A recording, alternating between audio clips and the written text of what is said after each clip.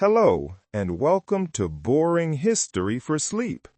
Tonight, our journey takes us away from the grand halls of palaces and the solemn quiet of ancient libraries. We are returning to a place we have visited before, but perhaps our last stay was too brief, too hurried.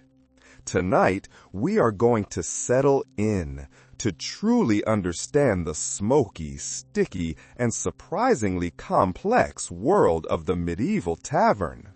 I invite you now to find your most comfortable position. Let the sounds of your day, the concerns of your world, begin to fade. There is nothing you need to do, nothing to remember. There is only the story and the space I will weave for your mind to rest. We are going to forget everything we think we know from fantasy movies and video games. The clean, cheerful inn with a jolly proprietor and the heroic adventurers is a fiction. The reality was something far more grounded, far more human. The real medieval tavern was the beating heart of community life. It was the unofficial town hall, the stock exchange, the employment office, and the entertainment center, all rolled into one smoky, chaotic, and gloriously alive institution. But it was also a place where danger lurked, where the line between civilization and chaos was as thin as watered-down beer. So, dim the lights. Let your breathing slow. Let your thoughts soften, and let us ease into our journey together. Let us picture this together. Imagine you are not in the comfort of your bed, but somewhere else entirely. You are trudging through the muddy, unpaved streets of 14th century London. It is late in the day, and the sky is a uniform, oppressive gray. A cold, persistent rain has been falling for 3 days straight, turning every road into a shallow river of filth. Your boots, likely made of simple leather, make a squelching sound with every step as you navigate a thick mixture of horse dung, rotting vegetables, discarded refuse from the houses, and other things you would rather not identify. The air is cold and damp, and you pull your simple wool cloak tighter. It smells of wet wool and the ever-present coal smoke that hangs over the city. Your stomach growls, a hollow, gnawing sensation that speaks of a long day with little food. Your throat burns with a thirst that water alone cannot, and perhaps should not, quench. In this world, water is a gamble. In the distance, through the gray mist and smoke, you see it. It is not a bright, welcoming sign. It is a wooden shingle, creaking rhythmically on its hinges in the wind, painted with the crude, fading image of a boar's head. This is the ale stake, the signal to the weary and the thirsty. From the small, shuttered windows, a warm, flickering light spills out onto the muddy street. It is a beacon of orange in a world of gray. And with that light comes a wave of sound, a sudden burst of laughter, sharp and loud, followed by the dull, constant roar of shouting. You can just make out the sound of several people trying to sing a song, each in a different key, and each with great misplaced enthusiasm. You have found a tavern. You are cold, you are hungry, and you are tired. Your only goal is warmth, food, and drink. You reach the heavy wooden door, slick with rain, and push it open. As you cross the threshold, you are, whether you know it or not, entering a world that operates by its own set of rules. This is a micro-society, a stage where all of human life plays out. It is a place where fortunes are won and lost on a single roll of the dice, where a stray word or an accidental glance can earn you a knife between the ribs, and where the ale you are about to drink might, paradoxically, be the cleanest and safest thing you consume all day. Tonight, we are going to pull back that romantic veil that centuries of storytelling have draped over these establishments. We will explore the real, genuine article in all of its grimy, complex, and fascinating glory. We will discover what you would really eat, who you would meet, and how you might survive the experience. Because make no mistake, visiting a medieval tavern was an adventure in the truest sense of the word. And like all real adventures, it came with genuine, unavoidable risks. The first thing that hits you upon entering is not the sight, nor is it the sound. It is the smell. It is a physical presence, a complex, heavy bouquet of aromas that assaults your nostrils with the subtlety of a mailed fist. Let us try to untangle this dense atmosphere. First, there is the concentrated essence of unwashed humanity. In an age where a full bath was, at best, a seasonal activity and often a medicinal one, the natural odors of dozens of bodies packed into a small space are powerful. It is the smell of dried sweat from a long day's labor, the earthy dampness of mud-caked boots and leggings, and the heavy animal smell of wet wool cloaks steaming by the fire. Mixed with this is the sharp, sour, yeasty tang of spilled ale. This is not the smell of a single fresh spill.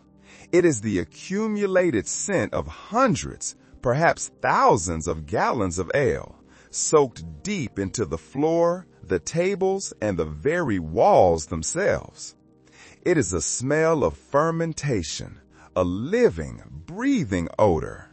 Then, dominating everything is the smoke.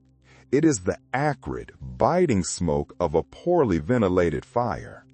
The great hearth at one end of the room is the tavern's heart, its source of light and warmth, but it is an inefficient one. Smoke billows out into the room before it finds the crude smoke hole in the roof, blackening the ceiling and stinging the eyes. It is not just the clean smell of burning wood, but also the greasy, savory smoke of roasting meat and the perpetual pottage. And beneath it all, there are other, more mysterious odors. The faint, sweet smell of decomposition from the rushes on the floor, the pungent aroma of dried herbs and onions hanging from the rafters, and the unmistakable odor of things that had been left to ferment in dark corners for far too long. Your eyes water, and you find yourself coughing, a dry, rasping cough as your lungs try to adapt to an air so thick you could almost chew it. Then the sound. It is not a gentle hum. It is a wave of human noise. The roar of conversation, the sudden high-pitched shriek of laughter from a serving wench, a sharp, angry shout as a dice game goes wrong. You hear the heavy thud of wooden or pewter tankards slamming onto a table, the scrape of a bench on the hard earth floor, the crackle and hiss of the fire. In one corner, those voices you heard outside are still at it, their song a raucous, disjointed mess, but one they sing with total commitment. This is the sound of life, raw and unfiltered.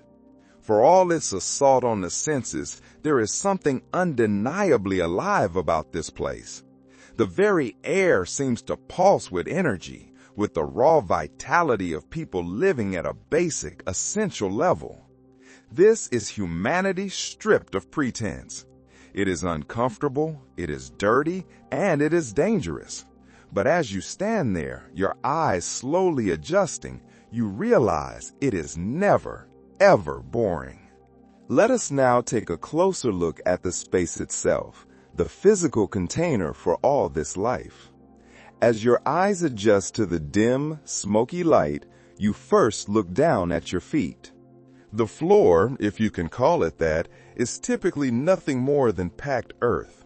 It is uneven, damp, and cold. To absorb the constant spills and provide some small, fleeting semblance of cleanliness, it is covered with a thick layer of rushes. These are long grasses cut from a nearby marsh and strewn across the floor. In theory, these rushes were meant to be changed regularly. In practice, they often remained in place for months, sometimes even seasons at a time. New rushes were simply thrown on top of the old, creating a thick, compressed mat. This mat slowly composted into a rich ecosystem of decomposing organic matter, spilled food, and the occasional small corpse of whatever vermin had been unlucky enough to meet its end in the tavern's depths. Walking across this floor is a treacherous experience. It is a spongy, unpredictable landscape. Your feet sink into soft spots where ale has soaked through to the earth below, or they crunch on the small, discarded bones of long-forgotten meals. If you are in a more upscale establishment, perhaps a tavern in a wealthy merchant district, there might be actual wooden floors. But even these offer little comfort. They are stained dark with years of spills, and marked with the scars of countless knife fights, dice games gone wrong, and the general wear and tear of a populace that lived hard. You raise your eyes to the walls. They are not smooth plaster or clean wood. They are wattle and daub, wattle and daub. This is a construction method where wooden strips are woven together like a basket and then covered with a plaster made of mud, straw, and animal dung. These walls are blackened with smoke and grease. They are damp to the touch, sweating moisture in the winter and radiating a close, stifling heat in the summer. Crude paintings or carvings might decorate these walls, perhaps depicting a religious scene or the local lord's heraldry. Finally, you look up. The ceiling truly completes the atmospheric experience. It is low, oppressive, and blackened with decades of smoke. It seems to press down on the occupants like a physical weight. Massive wooden beams, dark as pitch, support the structure above. These beams are often salvaged from ships or torn from ancient forests. From these beams hang all manner of objects. You see bunches of dried herbs, rosemary, thyme, that do absolutely nothing to mask the prevailing odors.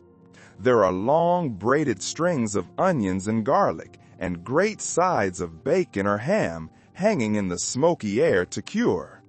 The smoke, in this sense, is an active ingredient, preserving the food. This is the physical world of the tavern. A low, dark, smoky, and organic space, built of earth and wood, saturated with the smells and spills of the life it contains. Now that we have taken in the physical space, let us turn our attention to the people who populate this smoky underworld. As your eyes fully adjust to the dim light, the faces in the smoke begin to emerge. At a long, rough-hewn table near the fire, a group of merchants huddle together, their fine, if travel-stained, clothes setting them apart. They are counting coins with suspicious eyes, their voices a low, conspiratorial murmur. Not far from them, a group of soldiers, still wearing the caked-on mud and battered leather armor of a distant battlefield, laugh loudly as they drink. Their weapons are at their belts, a clear and present reminder of their profession. In a quieter, darker corner, you might see a pair of pilgrims, their cloaks marked with the sewn-on badges of their holy destination. They seek shelter and a hot meal on their long, arduous journey. Near the center of the room, a group of local craftsmen are celebrating the completion of a difficult commission. A blacksmith, a tanner, and a carpenter, their hands stained and calloused from their work, are raising their cups and singing.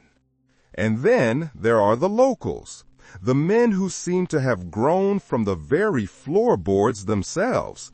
So perfectly do they blend with their surroundings. Each face tells a story, and most of those stories are written in scars, missing teeth, and eyes that had seen too much. These are not the clean, smiling peasants of romantic literature. These are real people, living real, hard lives in an age when survival was a daily struggle, and comfort was a luxury few could afford. They wear their hardships like badges of honor, and their laughter, when it comes, is not gentle. It has the sharp edge of those who knew that tomorrow might bring nothing but sorrow. And who presides over this glorious, terrible chaos? The tavern keeper. He is usually a man of substantial girth and questionable morals, standing behind a crude bar or moving through the crowd. He is the king over his court. Within these four walls, his word is law, and his justice is swift and often brutal. He has to be. He knows every customer's name, their debts, their secrets, and, most importantly, their weaknesses. He is part confessor, part loan shark, and part executioner, depending on what the situation required. His wife, if he has one, is often equally formidable. She might be seen emerging from the kitchen, wielding a wooden spoon or rolling pin with the skill of a trained warrior and the authority of a judge, ready to quell a dispute or extract payment from a reluctant customer. This is the world you have entered, a world where the normal rules of society are suspended, where anything can happen. It is a place that could offer you the best night of your life or the last night of your life, sometimes both at the same time. You have crossed more than just a threshold. You have entered a different realm entirely. It is important to understand, as a medieval traveler, that not all establishments offering drink were created equal. The subtle but crucial differences between an inn, a tavern, and an alehouse were distinctions that every traveler had to learn. Choosing the wrong one could mean the difference between a comfortable night's rest and waking up in a ditch with your purse missing and your head ringing like a church bell. Let us begin at the top of this hierarchy. Here we find the inns. The inns were the aristocrats of the hospitality world. Their primary function, the thing that set them apart, was that they were designed to house travelers. An inn offered not just food and drink, but also stables for horses and, crucially, actual beds, or at least something that resembled beds. The better inns were substantial, impressive buildings. They were often constructed of stone rather than the more common wood and daub. They might have multiple stories, courtyards, and numerous rooms. These establishments were built to accommodate merchants, pilgrims, and other travelers who had both the means and the need for overnight lodging. The most famous example, immortalized by Geoffrey Chaucer, is the Tabard Inn in Southwark, London. In the Canterbury Tales, this is the gathering place for the pilgrims before they set out on their journey. Chaucer's account gives us a glimpse of what a high-class inn aspired to be. The host of the Tabard, Harry Bailey, is described as a man of substance, someone who took pride in his establishment. He promises his guests victuals of the best kind, and wine that was both strong and pleasing. This was hospitality as a profession. The innkeeper was not just a brewer selling surplus. He was a businessman, often a member of a guild, and a respected, influential figure in the town. His job was to provide a full-service experience for travelers. But, and this is a crucial but, even the finest inns of the 14th century had peculiarities that would shock our modern sensibilities. The most jarring of all was the concept of privacy. Privacy, as we understand it today, simply did not exist. When you paid your coin for a night's lodging at an inn, you were not paying for a private room. You were paying for a space, and more often than not, that space was shared. This was the fundamental, uncomfortable reality of travel. We shall explore this reality more deeply. Let us imagine you have chosen to stay at one of these finer inns. You have paid your coin, stabled your, perhaps imaginary horse, and you are shown to your room for the night. Privacy, as we have noted, was a concept reserved for the very highest echelons of society. A great lord or a bishop might command a room for himself. For everyone else, travelers were routinely packed into rooms like cargo. It was not uncommon for a single, large room to house 10 or 12 strangers. These were people you had never met, men and sometimes women from different regions speaking different dialects. And you would not just be sharing the same space.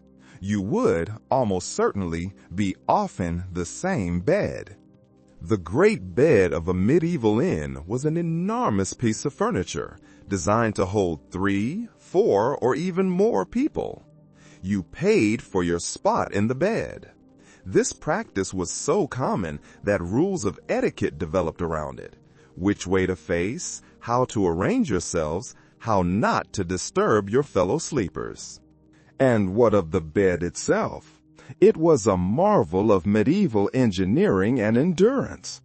It was constructed of a heavy wooden frame. Instead of a box spring, rope or leather straps were stretched across this frame to support the mattress. The mattress was a simple, heavy sack stuffed with straw, feathers, or whatever organic material was available and affordable. Now, we must consider the hygiene of this arrangement. These mattresses were rarely changed and never cleaned in any meaningful sense. They were home to entire ecosystems of fleas, lice, bed bugs, and other creatures that viewed human guests as nothing more than a convenient food source. The straw would break down, become damp, and harbor vermin. Sharing a bed with a group of complete strangers was, therefore, not just uncomfortable, but potentially dangerous. Theft was rampant. A traveler might wake to find the man sleeping soundly next to him had, in the night, quietly relieved him of his purse. Violence was also a constant risk, born of disputes over space, snoring, or the various bodily functions that humans perform during sleep. For this reason, many travelers learn to sleep with one eye open and their most valuable possessions clutched tightly to their chests, or perhaps hidden in a boot beneath their head. The food at these inns, while generally superior, was still a gamble. The best inns might offer roasted meats, fresh bread, and ale that had been brewed within the past few days. The worst might serve you something that had once been an animal, accompanied by bread that could double as a weapon, and ale that tasted suspiciously like it had been filtered through a horse. The inn, then, was the peak of comfort, but it was a peak that still required a strong stomach, a hardy constitution, and a very watchful eye. Moving down one step from the aristocratic inn, we find the establishment that is the focus of our journey, The tavern.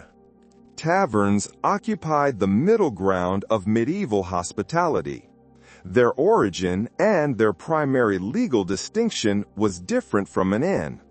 Originally, taverns were the domain of vintners, wine merchants, vintners. A tavern was, first and foremost, a place to buy and drink wine. Wine, as we have noted, was not the common drink of the people. That was ale. Wine was expensive, imported from France, Spain, or the Rhine region, and it carried with it an air of sophistication that ale could never match. It was the drink of the wealthy, the clergy, and the merchant class. The price reflected this status. A gallon of decent red wine from Gascony might cost 3 pennies. This was, as the source notes, twice the price of the finest ale. A more prized Rhenish wine could command 6 to 8 pennies per gallon. This was a staggering sum, perhaps a week's wages for a simple laborer. Because wine was so valuable, the trade was heavily regulated, and for a very good reason. Adulteration was common. An unscrupulous tavern keeper had many tricks. He might water down his wine to stretch his profits. He might mix an expensive Rhenish wine with a cheaper alternative, or, most egregiously, create entirely counterfeit versions using whatever ingredients they could find. Spices, herbs, and other colorings could be used to mask a poor quality product. The penalties for this deception were severe and public. A tavern keeper caught selling adulterated wine might find himself locked in the pillory with the offending liquid poured over his head. This was a form of punishment that combined public humiliation with poetic justice. To combat this fraud, customers had rights. A suspicious patron could demand to be taken down to the cellar to see the actual barrel from which his wine was being drawn. This practice led to the development of elaborate cellars beneath many taverns, cool, dark chambers where barrels aged and where authenticity could, in theory, be verified. In the streets, you might even hear the wine criers. These were officials whose job was to inspect and announce the quality and price of wine available. They would roam the streets, acting as both advertisement and consumer protection, proclaiming the arrival of a new, high-quality vintage at one tavern, or warning of establishments where the quality was suspect. Over time, these wine shops began to evolve. They began to expand their offerings beyond wine. They started selling cider, perry, and mead. Recognizing that hungry customers were thirsty customers, they began offering food as well. And finally, as their profits grew, many began offering rooms for rent, blurring the lines between taverns and inns. At the bottom of this hospitality hierarchy, at the base of the pyramid, we find the most common, most vital, and most humble establishment of all, the alehouse. Alehouses were everywhere. They began as private homes where the housewife brewed more ale than her family could consume. This woman, the proprietor, was known as an alewife. She was a brewer, a businesswoman, and a central figure in her neighborhood. The advertising for an alehouse was simple, but universally understood. The alewife would signal the availability of fresh ale by hanging a stick or broom outside their door. This was the ale stake, a simple but effective form of medieval advertising.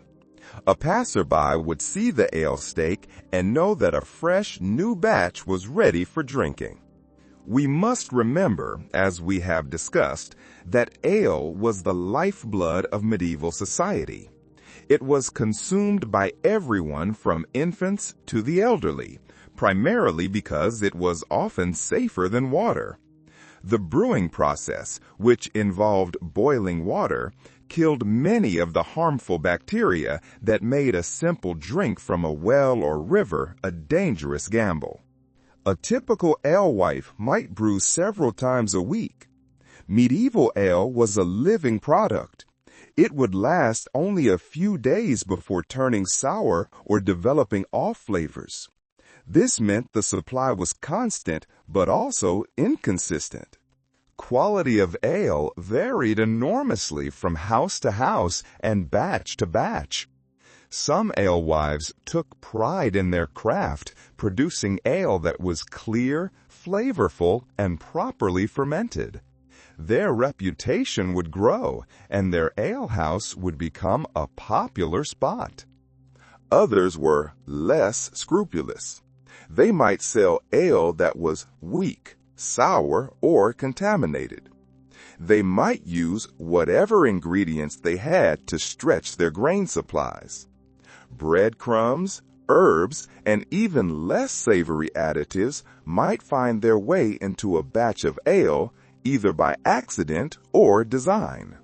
But alehouses offered more than just drink. They were social centers where news was shared, gossip was exchanged, and business was conducted. A successful alewife would find herself at the center of her community social network, privy to secrets and scandals that could make or break reputations. She was part bartender, part therapist, and part intelligence broker. Atmosphere in an alehouse was typically more relaxed than in a tavern. These were neighborhood establishments where everyone knew everyone else. Credit might be extended to trusted customers. But, as the source notes, even alehouses had their dangers, and a stranger entering such an establishment might find himself the subject of intense scrutiny and suspicion. He was, after all, an outsider in someone else's living room. Let us stay with the alewife for a moment, for she is one of the most fascinating figures in this world. She was one of the few avenues for a woman to be an independent business owner in the medieval period. But this independence came with great risk and constant scrutiny. Despite the humble, domestic origins of their business, alehouses were subject to strict regulation. The most significant of these was the Assize of Bread and Ale, a law enacted in England in 1266. This law was a form of price control. It tied the price of ale to the price of wheat and established quality standards that all brewers were expected to meet. The idea was to prevent brewers from price gouging on an essential staple of life. To enforce this law, towns appointed officials known as aconners, ale tasters. These were sworn officials whose job it was to test ale and ensure its quality. They would make regular rounds of alehouses, sampling the wares and ensuring that customers were getting what they paid for. The punishments for brewing bad ale or charging excessive prices were, like all medieval punishments, severe in public. A male brewer who violated the assize might find themselves locked in the pillory. Here, he would be subject to public ridicule and assault from his neighbors, who might throw rotten vegetables or offal at him. Female brewers, the alewives, faced a different and perhaps more terrifying punishment, the trebuchet. The source clarifies that this was not the massive siege engine, but a smaller device designed to dunk the offender repeatedly in the nearest body of water. This was the cucking stool. The alewife would be strapped to a chair at the end of a long pole and then plunged repeatedly into what was often the dirtiest, most refuse-filled pond or river in the town. These punishments served both as deterrent and entertainment, drawing crowds who enjoyed watching the downfall of those who had tried to cheat their neighbors. This legal danger was compounded by social vulnerability. As the source later notes, alewives, as independent businesswomen, were vulnerable to accusations of witchcraft, adultery, or other crimes that could destroy their reputations and their livelihoods. A woman who was too successful, too outspoken, or simply unpopular could easily become a target. In popular songs and poems of the day, the alewife was often portrayed as a dishonest, greedy, and morally suspect character. This was the cultural price she paid for her independence. She had to be a skilled artisan, a shrewd businesswoman, a discreet confidant, and a strong-willed manager, all while navigating a legal and social system that was deeply suspicious of her very existence. We have established that ale was the lifeblood of society, but to truly understand the tavern, we must delve deeper into why. The medieval relationship with alcohol was fundamentally different from our modern understanding. It was a relationship born not of vice, but of necessity. In the medieval world, sobriety was not just unpleasant, but potentially fatal. The reason was simple: water. Water, the most basic of human needs, was often the most dangerous thing you could put in your mouth. Let us examine the water sources. The rivers served as highways, sewers, and dumping grounds all at once. The source gives the specific example of the Thames in London. It was, in grim reality, a flowing cocktail of human waste, animal carcasses, industrial runoff from tanneries and dye works, and the general detritus of urban life. Tanneries would dump toxic chemicals and animal scraps. Butcher shops would discard offal, and human waste from latrines built over the river would flow directly into the water source. What about wells?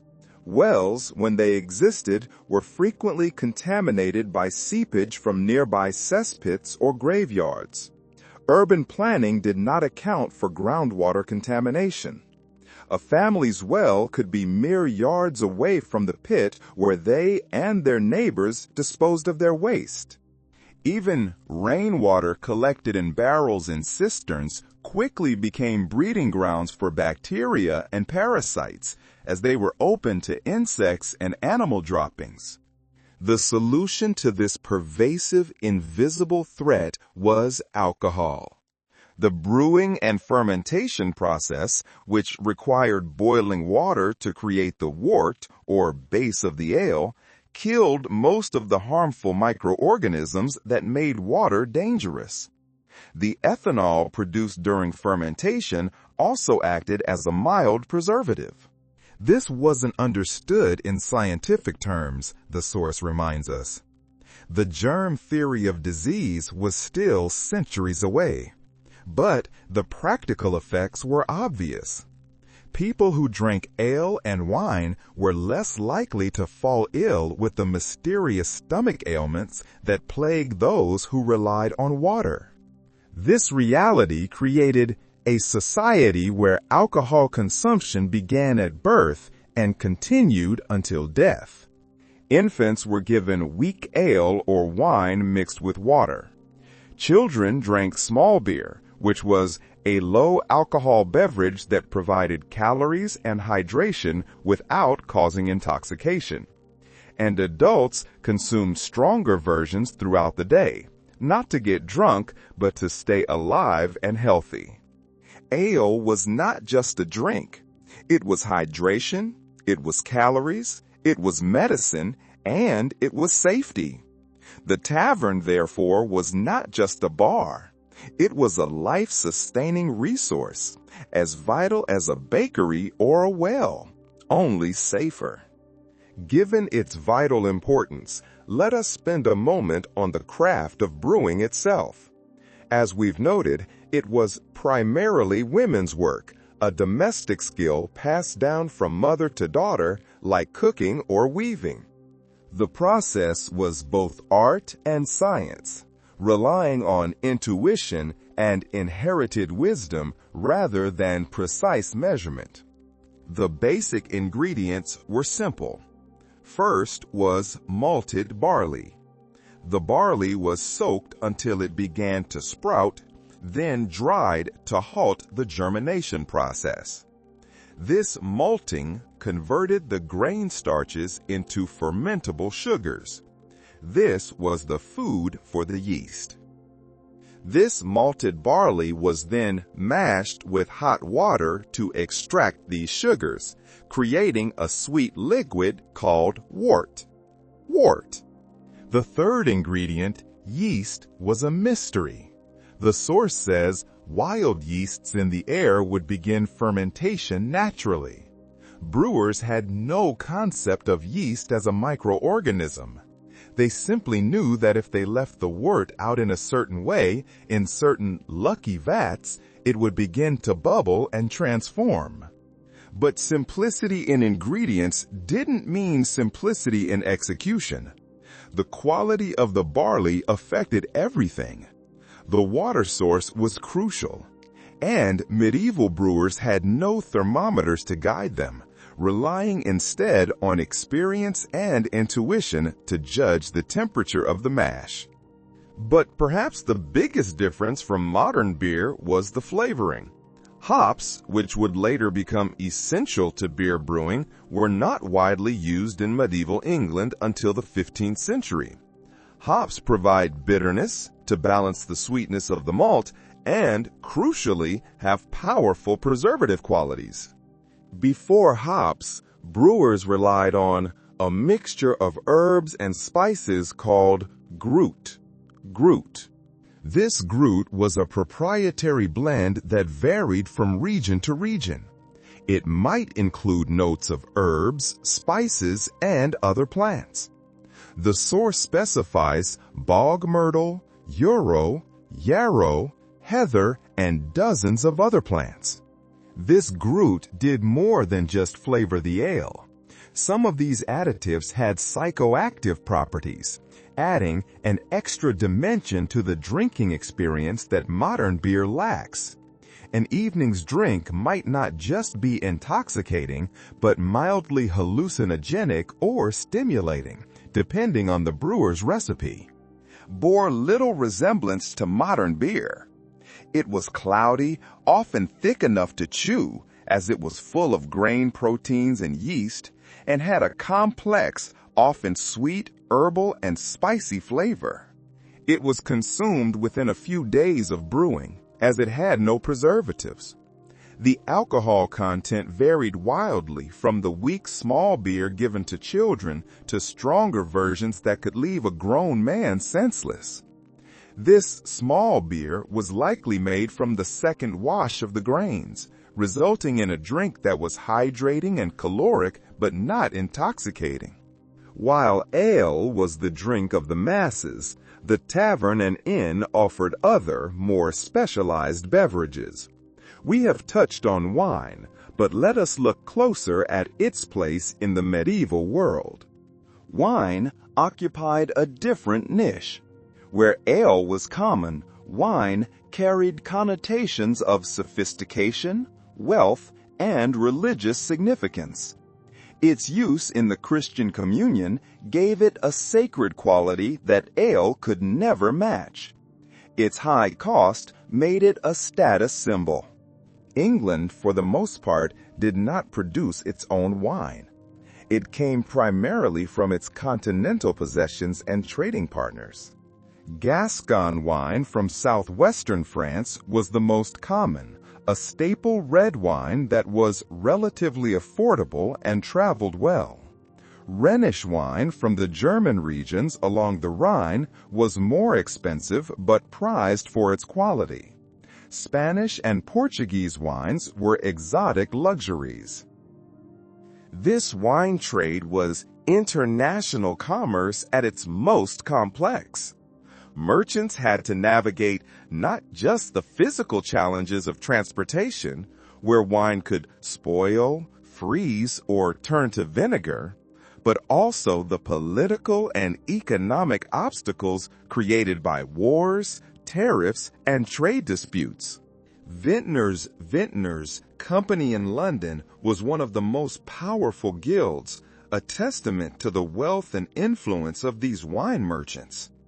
But wine's prestige, as we noted, made it a target for fraud.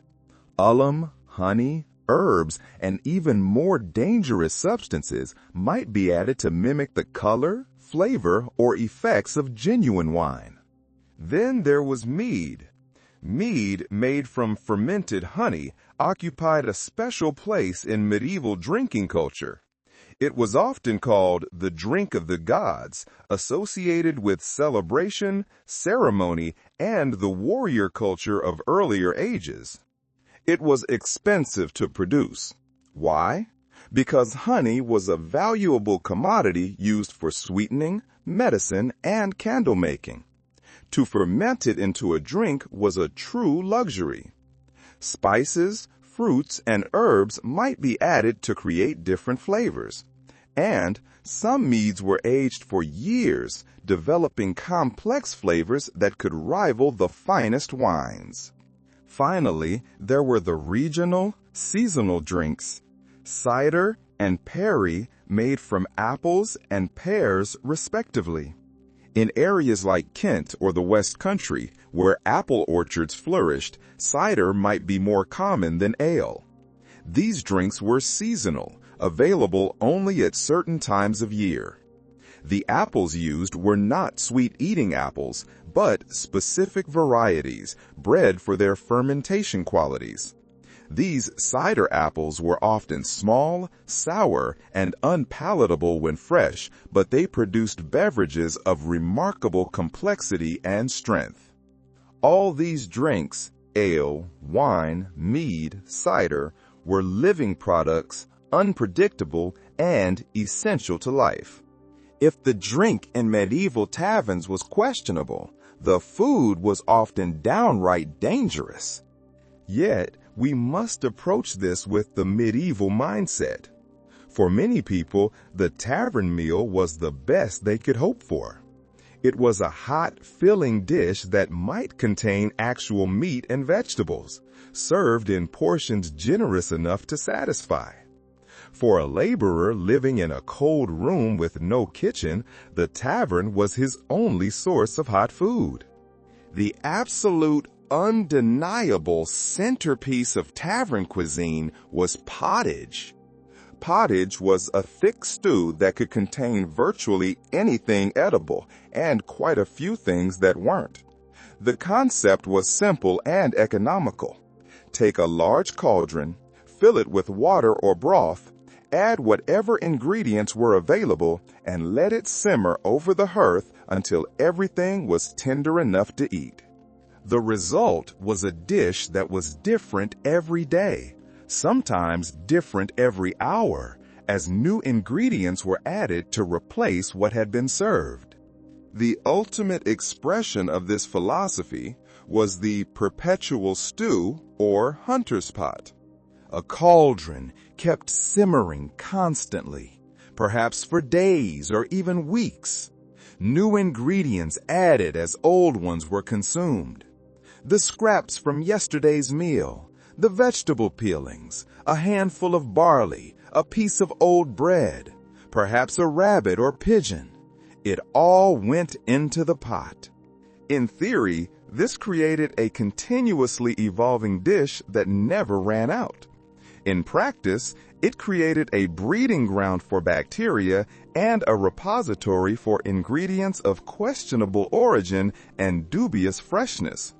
The long, slow simmer would kill most active bacteria, but toxins and off-flavors were a constant issue. What was in it? The base of most pottages, was grain, barley, oats, wheat, or whatever was cheapest. This provided bulk and calories. Vegetables were added when available: onions, leeks, cabbage, turnips, carrots, whatever could be foraged from the countryside. The cooking process itself was fraught with hazards. The great cauldrons were difficult to clean thoroughly, and residue from previous batches could contaminate new ones. Stirring was done with long wooden spoons that might not be cleaned between uses. Despite all this, tavern food served an important social and nutritional function. It was also a social experience, bringing people together around shared tables. As the source so aptly puts it, a bowl of well-made pottage, served hot and accompanied by fresh bread and good ale, could transform a cold, wet, miserable day into something bearable. It was, truly, sustenance for both body and soul. Beyond the ever-present pottage, what else might you find on the tavern menu? Let us speak of the meat. Meat, when it appeared in pottage, was often of uncertain origin and questionable quality. The most common would be beef, pork, mutton, and chicken, but rabbit, deer, and other game might find their way into the pot. The quality was, to be charitable, poor. It was typically tough, stringy, and well past its prime. These were the kind of cuts that required long, slow cooking to become even marginally edible. But it wasn't just the quality of the meat that was concerning, it was the source. A frugal tavern keeper was not above using meat that had been rejected by other buyers, animals that had died of disease, or cuts that had been sitting in the market for days without finding a purchaser. The long cooking process would kill most harmful bacteria, but it couldn't eliminate the off flavors and textures that came with spoiled meat. Fish was another common ingredient, especially during Lent and other holy days when the church forbade meat. Medieval preservation techniques were primitive. Any fish that had traveled any distance from the sea was likely to be heavily salted, dried, or pickled. Fresh fish was a luxury that few taverns could afford. Bread was the other staple of tavern meals, but its quality varied enormously. The best taverns might serve white bread made from wheat flour, a luxury that was soft, flavorful, and relatively fresh. More commonly, customers received brown bread made from barley, rye, or mixed grains, which was often several days old and hard enough to use as a weapon. The worst bread was made from whatever grain was cheapest, often mixed with sawdust, ground acorns, or other fillers to stretch the flour. This bread was dense, gritty, and barely edible, but it provided calories. This hard, stale bread was often used as a trencher. This was an edible plate on which other foods were served. The pottage would be ladled onto the thick slice, and by the end of the meal, it had absorbed enough juices and flavors to become palatable, and would then be eaten or given to the poor. Other items were simple. Cheese was another common offering, ranging from fresh, soft varieties to aged, hard cheeses that could last for months. Eggs, when available, were a welcome addition, but without refrigeration, it was difficult to tell fresh eggs from spoiled ones until they were cracked open. Hygiene in preparation was non-existent. Cross-contamination was inevitable. Raw meat might be prepared on the same surface as bread, and the serving of food was as haphazard as its preparation. Dishes were often shared, with everyone eating from the same bowl or platter. Customers ate with their hands, shared knives, and drank from communal cups, spreading diseases and parasites with every meal. Let us return to the patrons. As you sit, nursing your cup of ale, you are surrounded by a cast of characters that would make a modern crime novelist weep with envy. These are real people living on the margins of society, each with their own agenda. The merchants were perhaps the most visible and vocal. These were almost exclusively men who traveled the dangerous roads between towns and cities, carrying goods, news, and often substantial amounts of coin. They were natural storytellers, regaling anyone who would listen with tales of distant markets, exotic goods, and the perils of the road. A successful merchant in a medieval tavern was like a walking advertisement for prosperity, dressed in fine clothes, sporting jewelry. But this display of wealth made him a target for every cutpurse, confidence man, and outright robber in the establishment. Smart merchants traveled in groups, hired guards, and kept their most valuable possessions hidden. Yet, the less successful merchants were often more dangerous than their prosperous counterparts. These were desperate men with failing businesses, mounting debts, and families to feed. They were capable of almost anything. A merchant on the edge of bankruptcy was a man with nothing left to lose, unpredictable and potentially violent. Soldiers were another common sight, and their presence could either ensure peace or guarantee trouble depending on their mood, their sobriety, and their recent experiences. Veterans of foreign wars brought with them not just scars and stories, but also a casual attitude toward violence that could turn a simple disagreement into a bloodbath. They were skilled with weapons and often suffering from what we would now recognize as post-traumatic stress disorder. The best soldiers were disciplined professionals. They might be hired as guards, escorts, or enforcers, and their presence in a tavern could actually make it safer. The worst soldiers were little better than bandits with military training. These were deserters, discharged veterans with no other skills, and mercenaries between contracts. They often turned to crime to survive.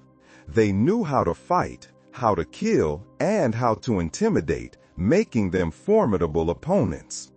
As the source aptly concludes, a tavern full of unemployed soldiers was a powder keg waiting for a spark.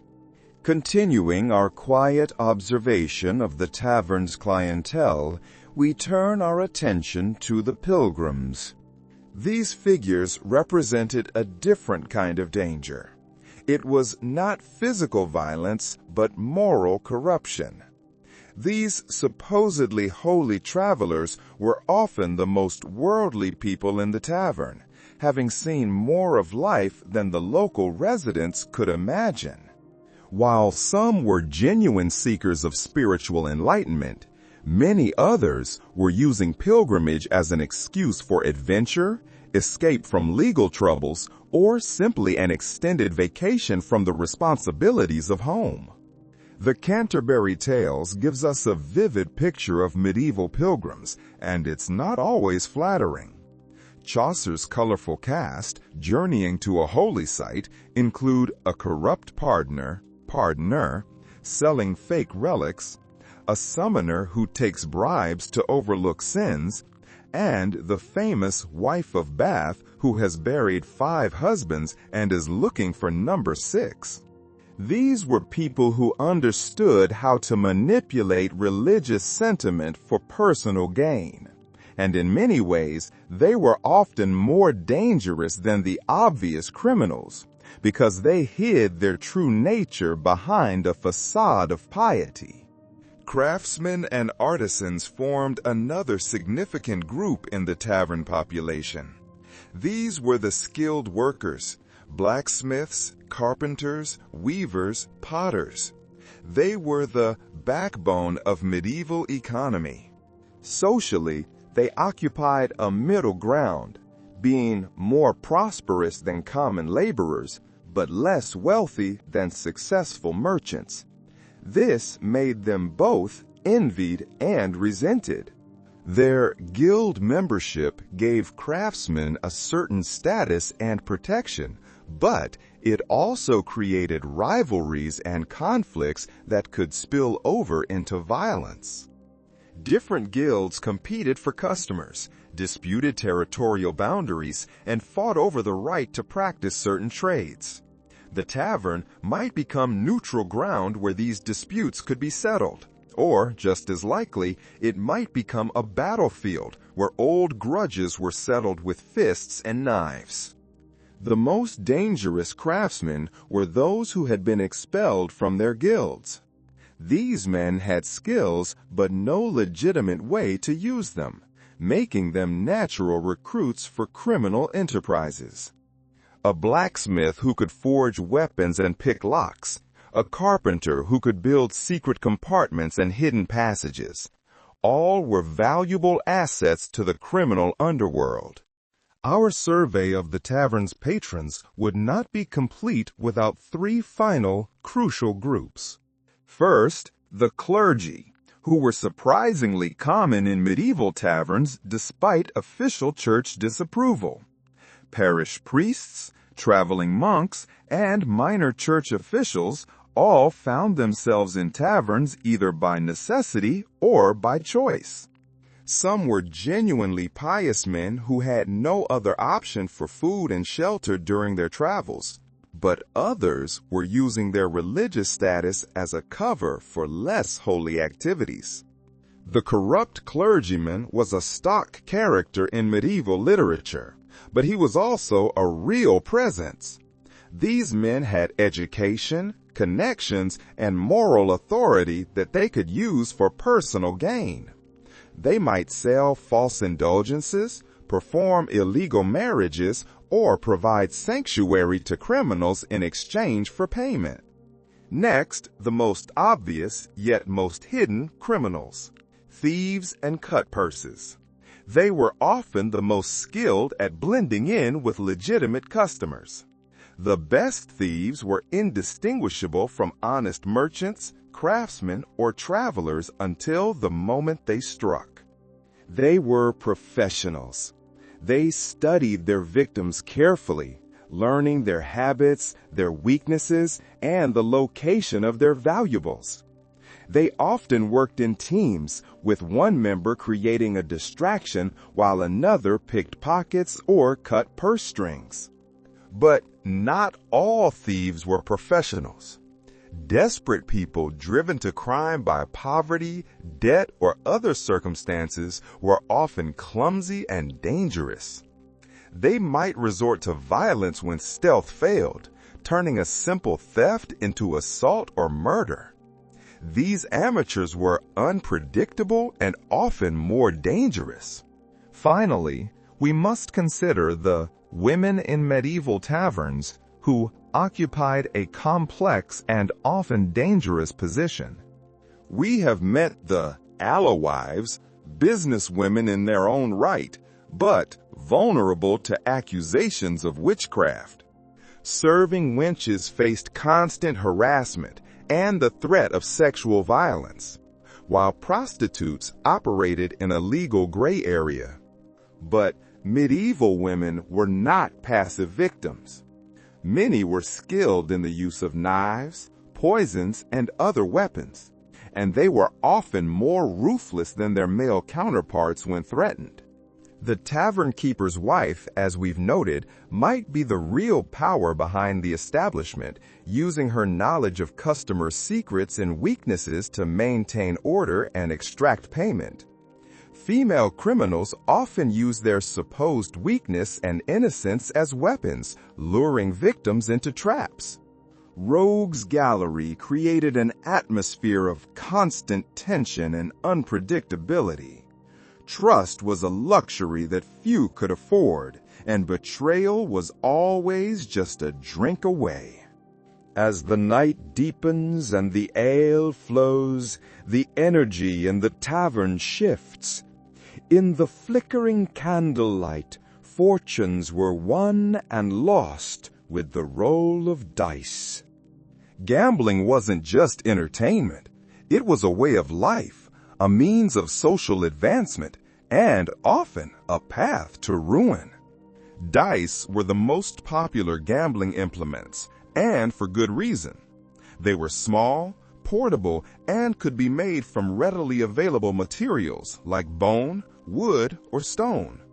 The games were simple enough that even the most illiterate peasant could understand, yet complex enough to sustain interest through long nights of play. But medieval dice games were far from the standardized casino games of today. They were wild, unpredictable affairs where the rules changed with the players. And, most importantly, cheating was considered more of an art form than a crime. The most common dice game was hazard, which the source notes a precursor to modern craps. The player would call a number between 5 and 9 as his main, then attempt to roll that number before rolling other combinations that would make him lose. It sounds simple, but the betting possibilities were endless, with side wagers on individual throws creating a complex web of financial obligations that could bankrupt a man in minutes. There were other games as well.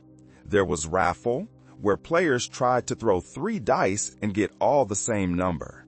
There was mum chance, a game so dependent on luck that it became synonymous with random fortune. And passage, where players bet on whether they could throw doubles. The dice themselves were often works of art, carved from the bones of exotic animals or ivory. Wealthy players might own sets of dice, while poor players may do with crude wooden cubes that were barely symmetrical. But regardless of their construction, all dice were suspect. Loaded dice, shaved dice, and dice with duplicate numbers were common.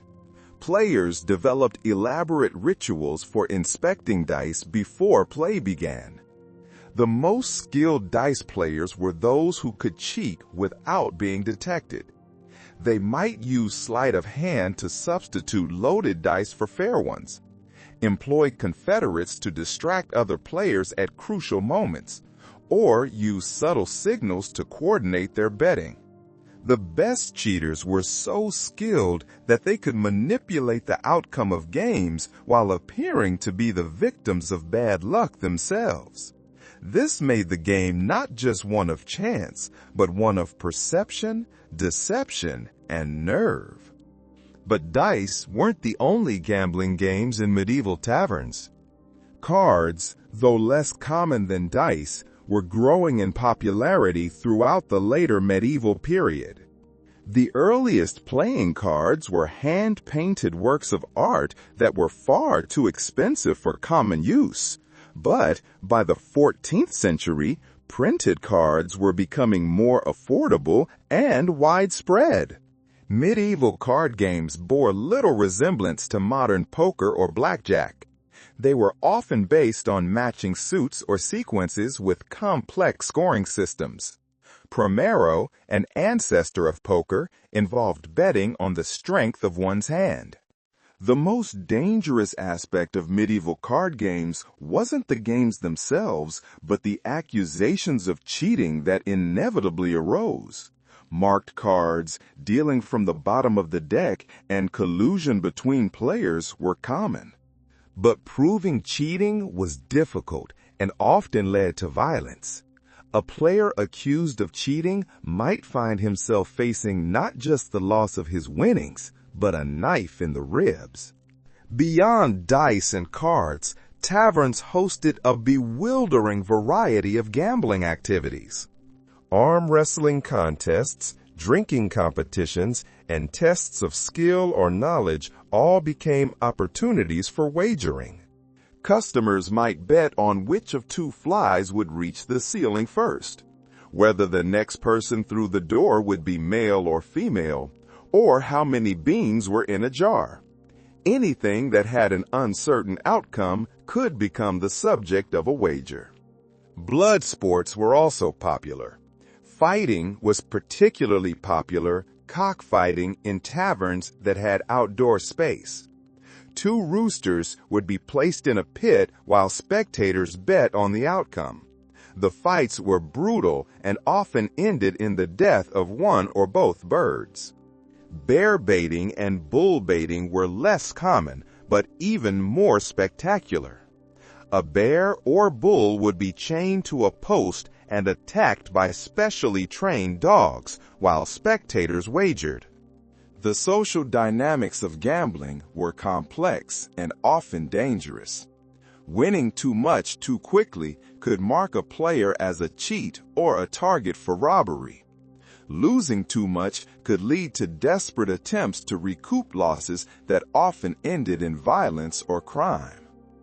And it wasn't just about money. Social status, reputation, and honor were also at stake.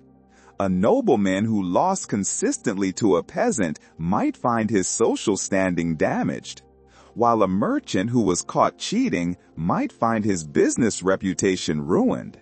For most people, life was a constant struggle. Gambling offered the possibility, however remote, of escaping these constraints. It was a form of hope, however irrational, that tomorrow might be better than today.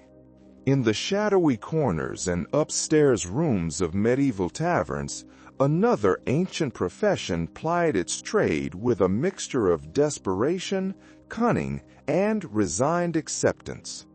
Prostitution wasn't just tolerated in medieval taverns, it was often an integral part of the business model, additional income for tavern keepers, and additional services for customers who had coin to spend. The women who worked as prostitutes in medieval taverns came from all walks of life, though poverty was the common thread that bound their stories together. Some were widows who had lost their husbands to war, disease, or accident. No other means of supporting themselves and their children. Others were young women who had been seduced and abandoned, their reputations ruined, and their prospects for marriage destroyed. Still others were simply products of a society that offered few legitimate opportunities for women to earn a living wage.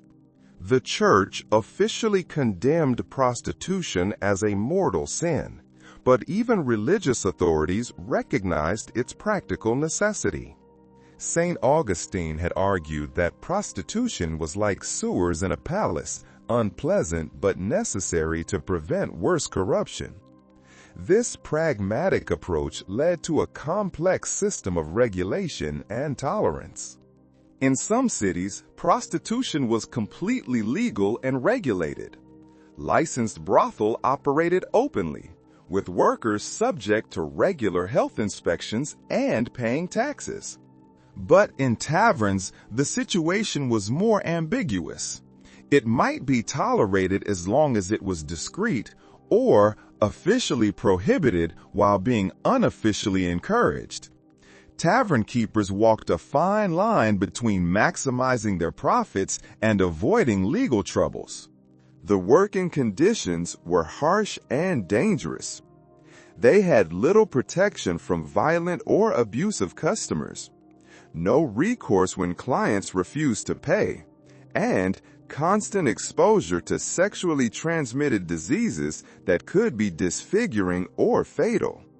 Pregnancy was an occupational hazard, and the primitive methods of birth control and abortion were often more dangerous than childbirth itself. The economic arrangements varied widely. Some women worked as independent contractors, renting rooms from the tavern keeper. Others were essentially employees, or, in the worst situations, essentially slaves, trapped by debt, violence, or legal constraints. The customers who sought the services were as diverse as the women who served them. Merchants traveling far from home, soldiers on leave, craftsmen celebrating. But prostitution in medieval taverns wasn't just about sex. It was about companionship, entertainment, and emotional connection.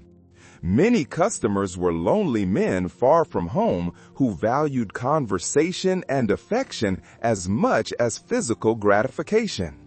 Successful prostitutes learned to be actresses, therapists, and confidants, adapting their personalities to meet the emotional needs of their clients.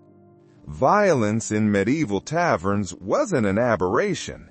It was an integral part of the social fabric, as expected and inevitable as the sunrise. This is a difficult concept for the modern mind to grasp, as we are accustomed to violence being a failure of the system. In the medieval tavern, it was the system. The tavern served as both pressure valve and proving ground for the aggressive impulses that simmered beneath the surface of medieval society. The causes of tavern violence were as varied as the people who frequented these establishments. A perceived slight, a disputed debt, a woman's honor, a political disagreement, or simply too much ale. But understanding the triggers, the source states, was less important than understanding the culture that made violence not just acceptable, but often necessary for survival and social standing. The key to this culture is one word: honor. Honor was the currency of medieval society, and it was a currency that could be devalued by a single moment of perceived cowardice or disrespect.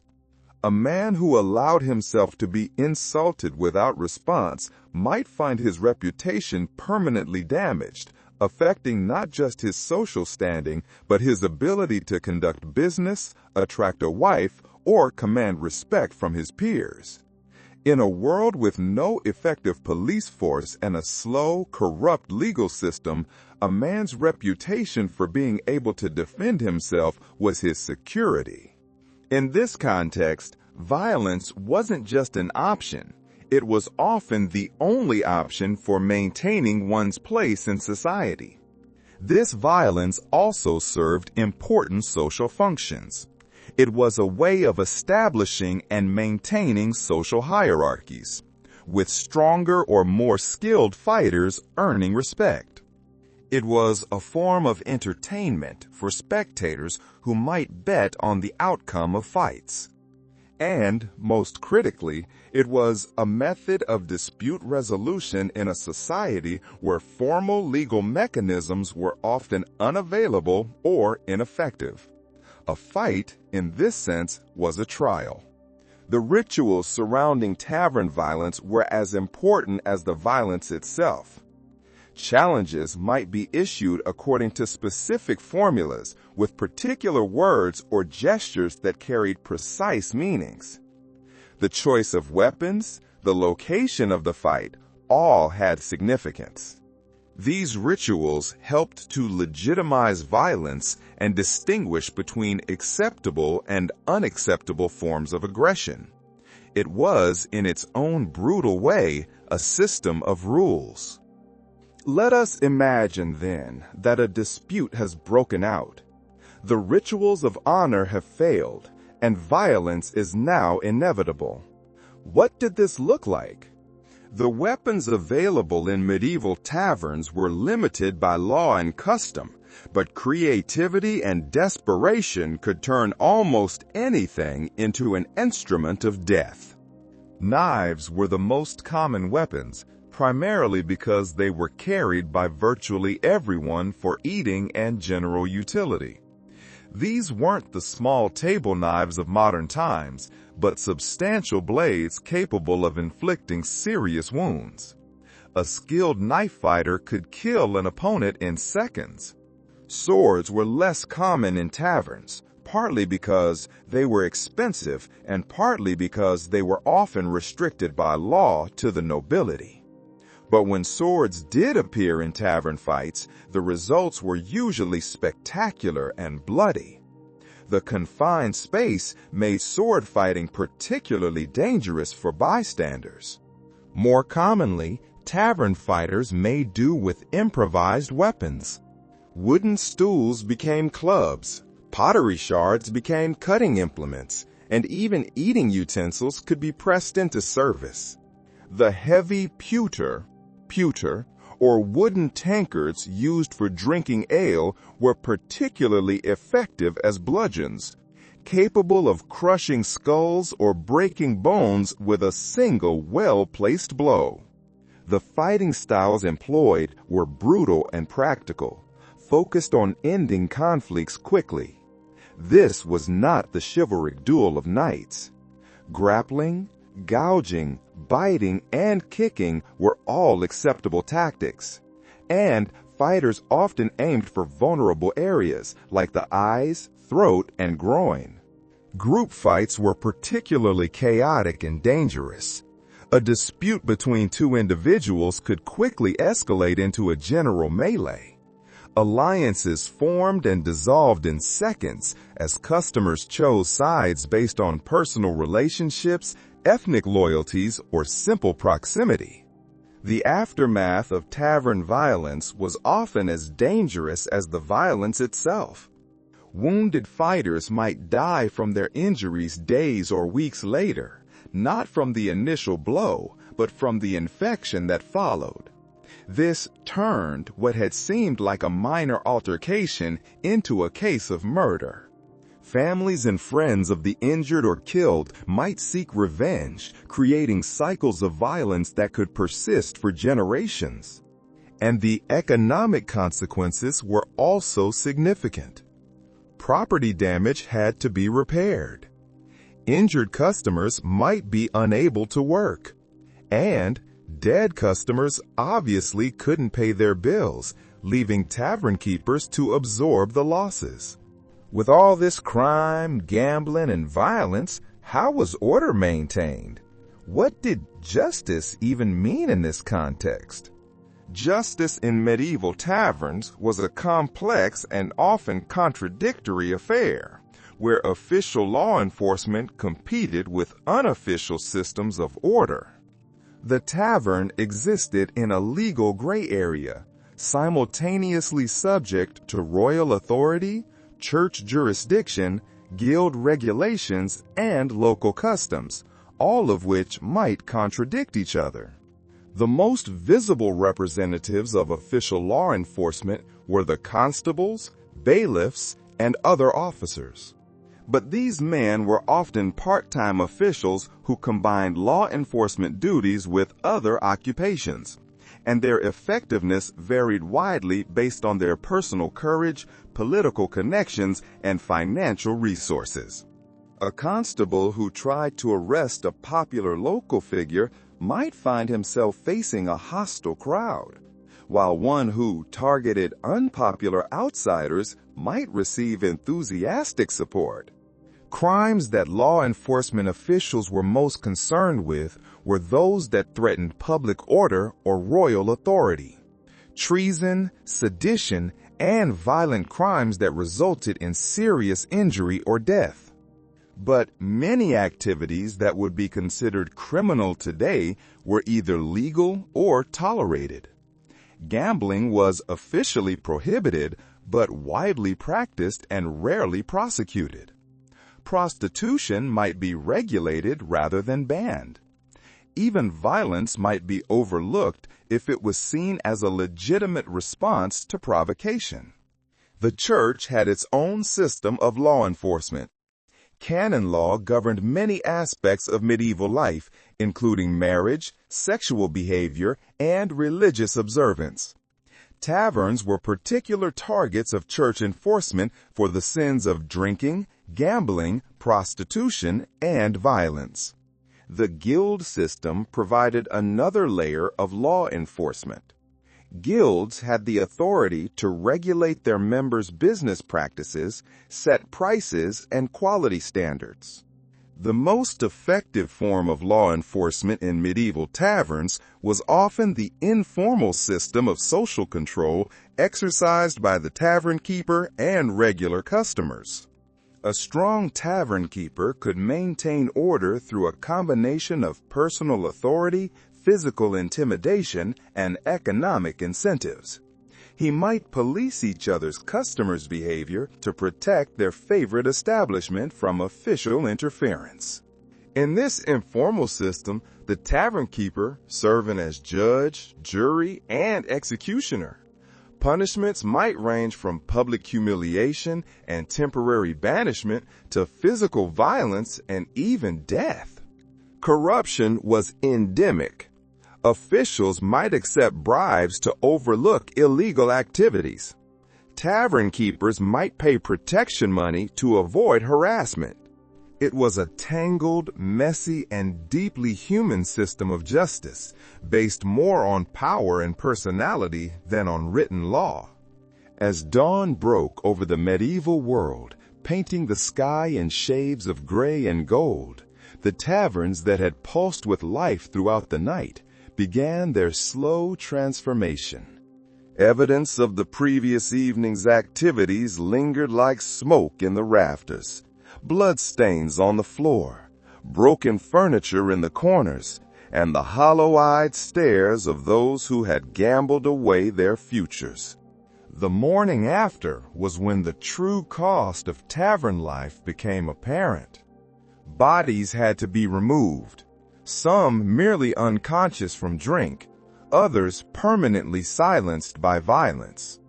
Debts had to be collected or forgiven, depending on the debtor's ability to pay and the creditor's capacity for mercy. For the tavern keeper, morning brought the grim arithmetic of profit and loss. How much had been earned from food, drink, and other services? How much had been lost to theft, damage, and unpaid bills? The cleanup process was both physical and social. Floors had to be swept, furniture repaired. But more importantly, relationships had to be mended, alliances renegotiated. A fight between two regular customers might require weeks of careful diplomacy to resolve. The customers who had survived the night faced their own reckonings. Merchants had to assess whether their business dealings had been profitable or disastrous. Craftsmen had to return to their workshops and try to focus on their trades despite hangovers, injuries. In the harsh light of day, actions that had seemed reasonable in the flickering candlelight might appear sordid or shameful. The filthy truth about medieval taverns, the source concludes, was that they were simultaneously the best and worst of their world. They were places of genuine community and brutal exploitation, of authentic human connection and calculated manipulation, of liberation from social constraints and enslavement to human weakness. The medieval tavern was a mirror that reflected both the best and worst aspects of human society.